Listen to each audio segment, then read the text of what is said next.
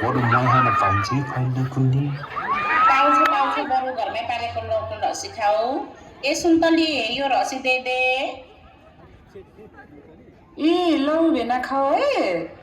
लौ यो गिलास उता पास गर त।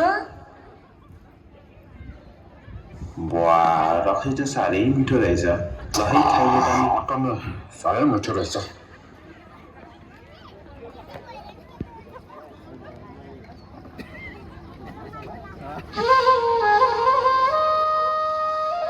होइन यो 8 बजी पो कहाँ मराइछन् है। आज रक्सी खाएर नाच बिगारे बेसैन नि। अन्त नि जति भन्दा नलाग्ने यिनीहरूको खुट्टा सुत्ता भाँचिदिनुपर्छ। लफङ्गाहरू भन्ने केही नलाग्ने क्या। हेर त रामकुमारी कमला तिनीहरू त पर होटेलमा पो मुन्ते रहेछन् त। अबे तिमीलाई त हिँड्न त हुन्छ आयो यिनीहरूलाई त के गर्ने हो र जति भन्ने नि नलाग्ने। यसरी तलबाट आन्दोलन सुरु भइसक्यो। झन् योपालि बुढाबुढी भएर रमाइलो गर्ने भनेको त झन् रक्सी खाएर टिल पनि बसेको कति साह्रै बेइज्जती होला नै। यिनीहरू भन्दा त गोपालमा खानु राम्रो नाच्थे। यिनीहरूलाई बोलाएर नाच्नु पर्छ कि के हो है केटीको। यो हटाइ काम नपाएर होटेल खाएर झ्याउ पनि। अब सुन्तली जाम तिम्रो हुँदा तिमीले समाजलाई के डर लाने गर्छन् र जाम सुन्तली। तिनीहरूको पहिला कसले खोजेर खाएछ र हाम्रै रक्सी त उडाएर खाएछ। खुब खोज्न पैसा राख्दैछौ र नाक गर्छौ। बेताल्नेहरू चकतिर लैजा तिमीहरूको पहिला लैजा। भयो अब धेरै गन्थन पनि नगरौँ धेरै रक्सी पनि खाएको छैनौँ अब जे हुनु भयो के अरे नरिसाउ अब आएको बेला रमाइलो गर्नुपर्छ अब पोखरा गएपछि अब फेवाताल घुम्ला नि ल जाम साथीहरू अब जे हुने भइसक्यो। अब हल्ला गरेर नबसौँ सबैले हामीलाई हेरिसके। आज चाहिँ नाचौँ गरे भोलि पोखरा गएर अनि यिनीहरूले फेवाताल घुमाउँछन् कि घरमै दाउराले खुट्टा भाँच्छन् थाहा हुन्छ। अब जे भयो नि नाच्नु त पऱ्यो नि। रक्सी खायो भने अब बिस्तारै मिलाएर नाचौँ न। जाम अत नि ल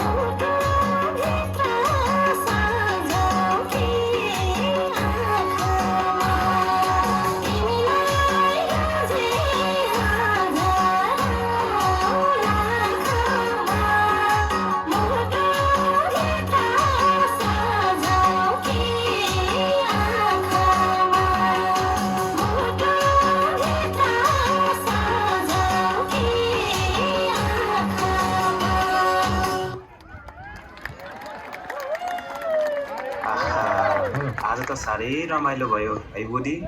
अन्त निकै बुढा अहिले साल त कस्तो रमाइलो भएको बुढाबुढी आएर है। अर्को साल त बाँचिन्छ कि मरिन्छ, कालगतिले के भन्छ होइन। अर्को साल भूमि पूजा लाउलान् नलाउलान्, तर यो साल चाहिँ त्यसरी रमाइलो भयो बुढो।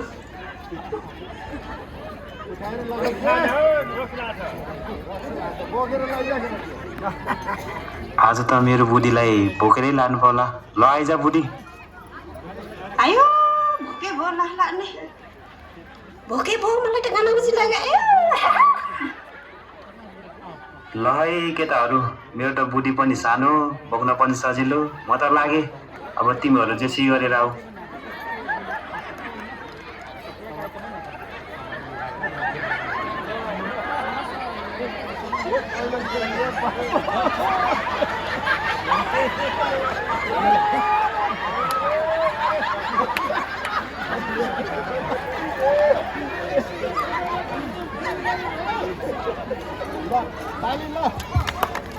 हेलो, धन्यवाद टकनाम धर्मिजा समाज।